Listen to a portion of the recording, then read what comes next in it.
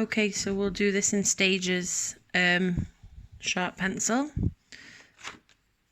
This is a blender and it's basically compacted paper in a roll. Now, if you don't have these, a little bit of loo roll will come in handy. DCC, how very dare I. Okay, and if I roll that up, twist it, same idea. It's just nice for smudging pencil with. Let me demonstrate over here. Cheeky bit of pencil, blender. Yeah. Loo roll, same idea. This is just a lot firmer to use, but this is nice because it's squishy, so you can manipulate the shape of it. Okay. And I've got a regular rubber, but I've also got, where is it? This is magical, an electronic rubber. Let me demonstrate. Let me blow your little minds. Press the button. Hello. Best game ever. Okay, so after that life-changing moment, first job, so I hope I've just explained, because obviously this is a video that I'm making. It's night time, it's Monday night. I've gone and got you to get a circle, so I'm using sellotape, but it could have been the bottom of a cup. And we'll just do a few little exercises. So for the first one, I would like us to do a spiral with inside here. So start off an end. Let me just double check that's what I want to do. Yeah. Start off an end. Keep it quite chunky. And then as you get into the middle, get skinnier. And then leave a circle like that. I'll rub it out and do it again. Okay. Round. Let it get skinnier, the lines close together, and then you can leave a circle. Okay, when you've done that, I'm going to work from the inside outwards. So I'm going to break it up into little shapes like this. Start from that inside edge, curve outwards, all the way around.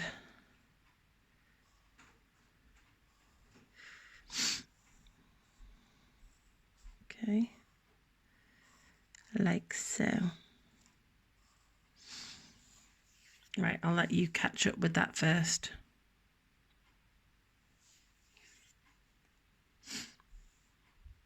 Okay, now we're going to add some tone to this. So it doesn't matter which way you work, I'm going to go from the outside in. Where it's leaning there, I want to have some tone. Okay. And then I want to blend out. If you haven't got a blending stick, you can use your finger. If you want to run and get some loo roll, that's fine. DCC, what's wrong with me? Just because it's locked down.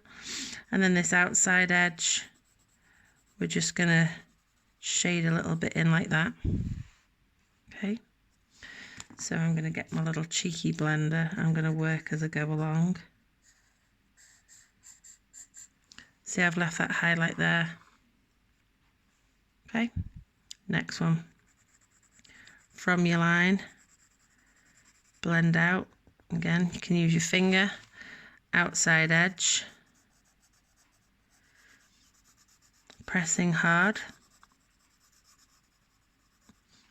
Blending in. I'm literally just using this blender so I don't get friction burns on my finger. And here I'm just pressing on that edge a little bit more. And what I'm trying to create here is like a cool, dirtyish metallic look. And again.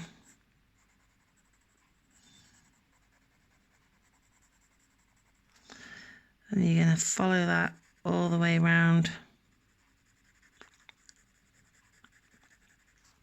Try and keep these shadows the same thickness all the way.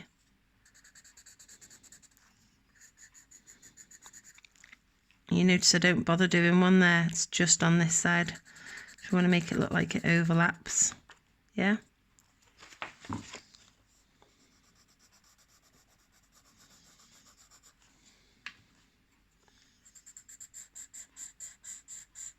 Okay, I'll meet you back when we've gone all the way around.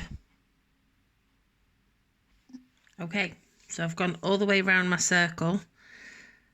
If I see some little light patches, I can work back in just to add a bit of extra drama with my shadow. Maybe I need a pencil sharpener again at this moment. With the middle, you can decide different things. I've got a little printout of cogs here. You could cut something out and have it in the middle. I'm going to do a tracing later. I've coloured on the back with pencil. I'm going to trace stuff. You could colour it in. You could have a scene through it. This could become an eye. It could be, you know, the eye of an iguana or something. It could be a porthole. It could be something that if you were to carry that on, never ending it, like a porthole leading to something. If you want it to be like a sinkhole or something, you can just press on super heavy on the edges here. And again, that can give it the feel of it falling in something. And then you might lighten that up as if there's a base to it. Or if you want it just to go never ending, then fine. Press on as black as you can get your pencil, to the point where you might even want to take it that little stage further. What kind of, that's a fine liner. Like a black biro would be good, of which, not a black biro, oops, sorry. A black felt tip pen, which I don't have, but I've got a not working, oh my goodness me. Okay, I'm an art teacher and I don't have a black felt tip pen. We'll have to do the Sharpie. So you could go extra dark in there, but blend it out into your tonal pencil, kind of like that. Okay, don't like that line there. You could even draw some little lines of like the edge wall. That looks a lot harsher on the film than it does on the paper. Okay, next thing I want to do are some sort of, well, I'll let you get to that stage and then we'll come back. Okay, I'm going to draw an outer rim on this circle coming round. I'm not going to do the whole thing. I want to just blur the edges out a little bit. Again, DCC, blending stick, finger if nothing else. And I've rubbed over it there, because if you've got a nice sharp point on your rubber, of which it's doable. Sometimes you can cut a bit off with a kitchen knife, but you can pick bits out again. With my fancy electronic rubber, I can do that much neater, but I don't want to do that because you're not going to have one of those. Okay, panels. I want to create the idea of panels coming off the edges, like sheet metal. So I'm going to draw my line out. This could be good for like armor plates. Okay, and again, we want to look like this one tucks under this one. So we press on, move out, press on, move out. I'm just scribbling this quite fast. You can take a little bit more time. Yeah. Blending stick again. Blend out. But let this bit have a highlight on it, that's okay. It's like a bit of shiny metal. And then what can look quite cool is, imagine it's riveted, and actually draw the little rivets. Give it that industrial feel. which is what you'd see in the steampunk stuff anyway. So maybe carry it on to just about here, and we'll stop in that corner. Okay, now we'll draw some tubing. I don't know, just imagine like components. So keep your lines nice and parallel. It doesn't matter what happens here, as long as this one follows the curve with it. So I'll have that tucking round. And with this one, dead straightforward, just bring your tone all the way round. Leave that highlight round the middle. That's the highlight as it falls round. This would look super cool on a tea stain background, because once the paper's properly dry, if you use your rubber, it actually picks some of the tea stain off, and that can look really cool. I was doodling the other day actually, and I did a bunch of these crisscrossing over each other. I wonder if that's nearby. Where's my little sketchbook? This is what I do when I'm bored. Let's find the page. Yeah, see. So I'd got grey pencils and a black. And that looked quite, it doesn't look steampunky because the colours are wrong, but you get what I'm playing. Just, there's the start. So this is me deciding what's going to cross what. Okay, this one's going to come over the top. That one's tucking under. And see how you cast the shadow from one to another. It's a curved surface, so you wouldn't have a straight shadow. You'll have a curved shadow. Bring that into practice over here. So let's have a tube going over there. And we'll see that one coming. Oh, I want it wrapping the other way. Let's wrap that one back over. Bit of Victorian piping.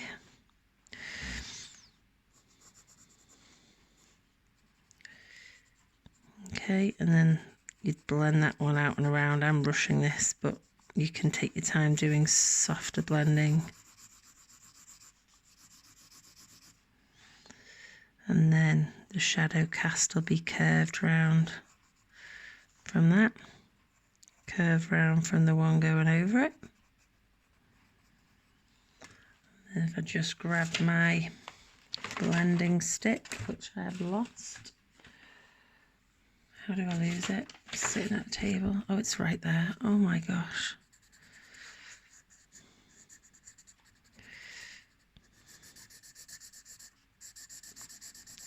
This helps, keeps it looking really smooth. I haven't even put any there, but there's enough lead on this now to be able to draw with. And if I make that look like it's coming underneath here, actually, that also will cast a curved shadow. Like so.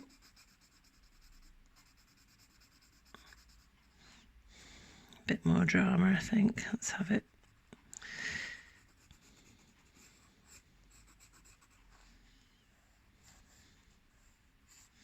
And then just keeping that lovely highlight. And if for whatever reason it goes,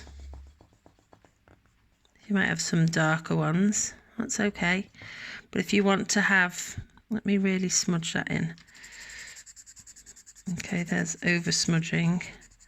And that's okay, because that just looks dirty, doesn't it? And industrial and smoke covered, of cheeky background shadows and stuff. If you want just to pick out a highlight, then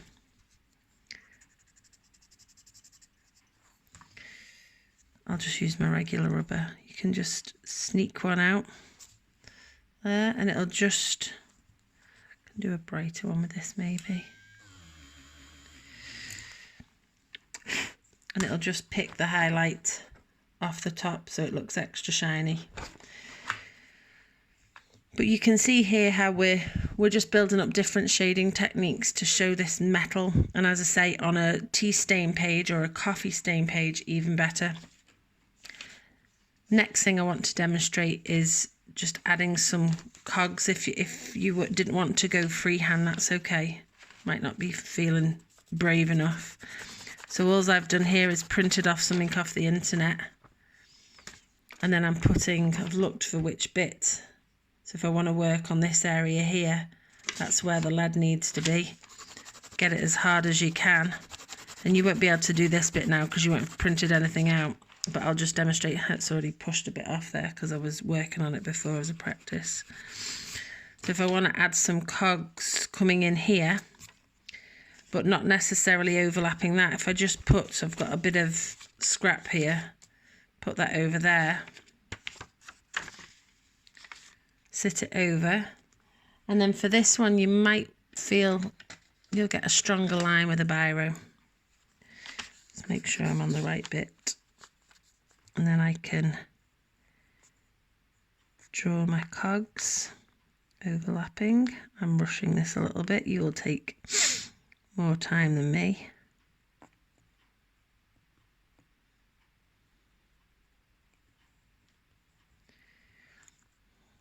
Okay, and then you'll push the lead off and it'll be revealed on the background. So that's like a little cheat. It's not a cheat, do you know what? It's a shortcut.